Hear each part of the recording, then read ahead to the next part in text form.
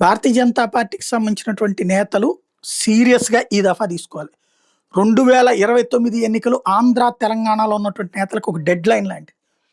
ఇదివరకు మనం అధికారంలో లేం కాబట్టి అధికారంలోకి రాలేకపోతున్నాం. లేదా పోరాడుతున్నాం. 2 తెలుగు రాష్ట్రాల్లో 3 దఫాలు కేంద్రంలో అధికారంలోకొచ్చి మనం పుంజుకోలేదంటే ఏమనుకోవాలా?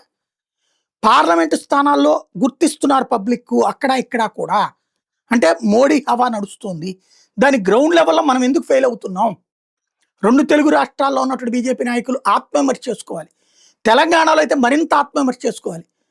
8 స్థానాల దాకా సాధించి అసెంబ్లీలో, 8 పార్లమెంట్ స్థానాలు సాధించి చివరికి డిపాజిట్లు రాకపోవడం ఏంటి? ఎక్కడ దెబ్బతింటున్నాం? సమన్వయ లోపం, పబ్లిక్ దగ్గరికి వెళ్ళడంలో ఫెయిల్ అవుతున్నాం. ఆర్ఎస్ఎస్ దగ్గర నేర్చుకోండి. ఇంటింటికి ఎట్లా వెళ్తారు వాళ్ళు? ఇంటింటి దగ్గర ఎట్లా కలుస్తారు?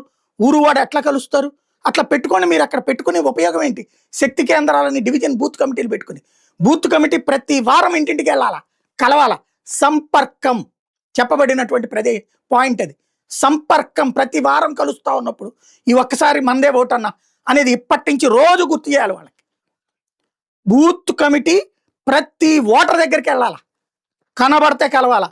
నెలకోసారి ఓ భోజనాలు ఎట్లాంటివి ఏర్పాటు చేసుకోండి.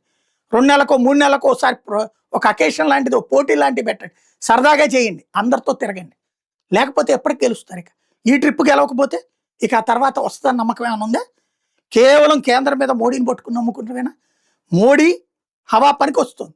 ఇక్కడ ఎందుకు చేయలేకపోతున్నాం? ఆంధ్రాలో కూటమిలో ఉన్నారు, గుడ్. కూటమిని ఎక్కడ దెబ్బ తీసుకోవద్దు. సేమ్ టైం మీరు పార్టీని డెవలప్ చేసుకోండి. ఇప్పుడు చేసుకోకపోతే ఇంకెప్పుడు చేసుకుంటారు? పార్టీ 82లో పుడితే ఈ రోజు వరకు కూడా అధికారం దిశగా అడుగులు వేయలేకపోతే ఎట్లాగా? ఎవరో ఒక పార్టీకి అనుగుణంగానే ఉండాలనుకుంటే ఎట్లాగా? సీరియస్‌గా దృష్టి సారించాల్సి ఉంది.